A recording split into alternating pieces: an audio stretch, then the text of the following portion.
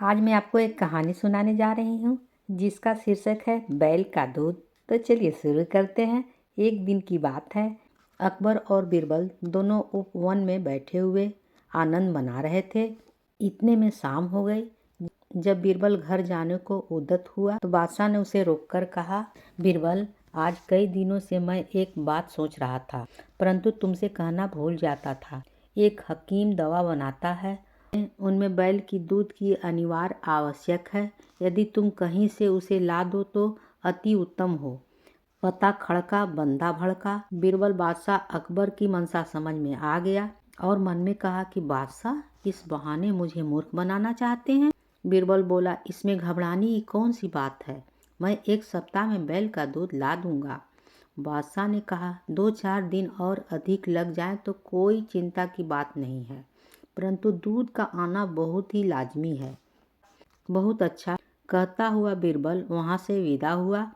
वह घर पहुंचकर एकांत स्थान में बैठकर बैल के दूध वाला प्रश्न विचार करने लगा। चिंताग्रस्त बीरबल के कई घंटों का समय मिनटों के समान बीत गया। जब भोजन करने का समय हुआ तो नियमानुसार उसकी लड़की बुलाने आई। वह अपने पिता का चेहरा उतरा और विचार मग्न देखकर ठिठक गई। जब उसे खड़े कई मिनट व्यतीत हो गए और पिता का ध्यान न टूटा तो उसने उद्विग्न होकर पिता से चिंता का कारण पूछा। यह बीरबल की बड़ी लड़की थी और वह उसकी बुद्धिमत्ता की कई बार परीक्षा ले चुका था। फिर भी ऐसे गुण विषय में उसे सफलता मिलेगी ऐसा आशा स्वप्न में भी न थी। इसलिए कुछ समय तक उसकी बातों को अनसुना कर टाल मटोल करता रहा। पुत्री के पुनः पुनः अनुरोध करने पर उसे विवश होकर बादशाह का जटिल प्रश्न सुनाना पड़ा। कन्या बोली, पिताजी, यह कौन सी ऐसी कठिन बात है जिसके लिए आप ऐसी चिंताकुल हो रहे हैं? चलिए, भोजन का समय बीता जा रहा है।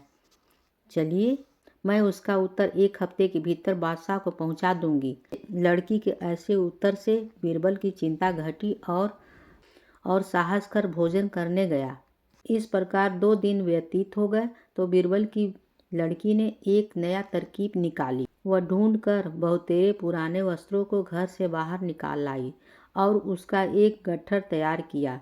जब आधी रात का समय हुआ तो उस गट्ठर को सिर पर लाद कर नदी तट पर जा पहुंची और जोर जोर से पटक पटक कर उस कपड़े को धोने लगी। बादशाह का महल ठीक नदी तट पर बना हुआ था। अर्धरात्रि के समय नींद के प्रथम पहर में जब कपड़ा धोने की आवाज़ बादशाह के कान में पड़ी तो उसकी निंद्रा भंग हो गई और पहरे वाली संतरी को पुकार कर बोला, देखो, इतनी रात्रि में कौन धोबी कपड़ा धो रहा है, उसे तुरंत पकड़कर मेरे पास लाओ। पहरे वाला सिपाही हुक्म पाते ही कई अन्य सिपाहियों के साथ वहां जा पहुंचा जहां से वह कपड़े धोने की आवाज़ आ रही थी। वे सब बड़े हैरान और परेशान हुए, क्योंकि देखते क्या है कि एक सिर से पैर तक अति सुंदर युवती कपड़े धो रही है। सिपाहियों ने उसे कई बार पुकार कर बादशाह का हुक्म सुनाया, परंतु उसकी बातें अनसुनी कर बराबर अपने काम में व्यस्त रही। आखिर एक सिपाही उसे बिल्कुल समीप पहुंचकर बोला, अरे तू कौन है जो इतना धृष्टता कर रही है और पुकारने पर सुनती भी नहीं है? चल, तुझे बादशाह ने बुलाया है। परंतु फिर भी लड़की तो चाहती थी कि बादशाह के पास मैं जाऊं, परंतु फिर भी अपना अभिप्राय छिपाकर बोली, आप लोग मुझे क्यों दुख देने पर उतारू हुए हैं? लो, मैं अपने घर चली जाती हूँ। सिपाहियों ने कहा, खबरदार, तुम्हारा भला इसी में है कि सीधे हम लोग के साथ बादशाह के पास चलो।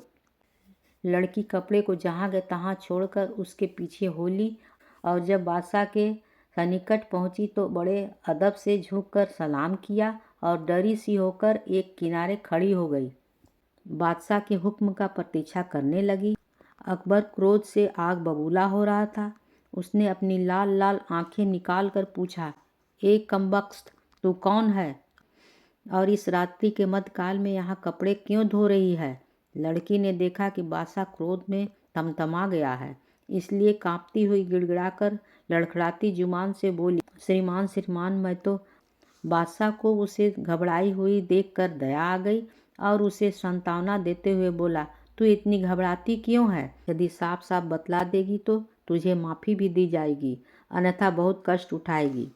लड़की ने कहा, पृथ्वीनाथ, मुझे इस समय नितांत आवश्यकता पड़ी है, जिस कारण विवश होकर कपड़े धोने आई हूँ। बादशाह ने कहा, ए अभागी, ऐसी कौन सी जरूरत थी जिसके लिए तू इतनी परेशान है? लड़की ने उत्तर दिया, क्या कहूँ पृथ्वीनाथ, आज दोपहर में मेरे पिता ने एक लड़के को जन्म दिया है, सो मैं दिन भर तो और कामों में परेशान रहती थी। इस वक्त फुर्सत पाकर कपड़े धोने आई हूँ, क्योंकि साफ कपड़ों की आवश्यकता आन पड़ी है। लड़की के ऐसे कातूहल उत्तर को सुनकर बादशाह बड़ा आश्चर्य हुआ और उसे फटकारते हुए बोला, रे नादान छोकरी, तू क्या बकती है? क्या तेरा दिमाग खराब हो गया है? भला पुरुष को भी कहीं लड़का पैदा होता है? लड़की सुअवसर देखकर विनम्रतापूर्वक बोली, पृथ्वीनाथ, जब पुरुष को लड़का नहीं हो सकता तो बैल को दूध कैसे होगा? बादशाह अकबर को अपनी पहली बात स्मरण हो आई। चकित होकर लड़की पूछा, कहीं तुम बीरबल की लड़की तो नहीं हो? लड़की ने उत्तर दिया, जी हाँ पृथ्वीनाथ, आपका अनुमान बिल्कुल ठीक है। बादशाह उसकी इस चतुरता से बड़ा प्रसन्न हुआ और उसको आभूषण और द्रव्य पुरस्कार देकर बड़ी इज्जत से पालकी में बैठाकर विदा किया। लड़की ने घर पहुंचकर पिता का चरण स्पर्श कर रात की घटना का सारा वृत्तांत कह सुनाया। बीरबल अपनी बुद्धिमती कन्या से बहुत प्रसन्न हुआ और उसका पुरस्कार उसे लौटाकर बहुत आशीर्वाद दिया।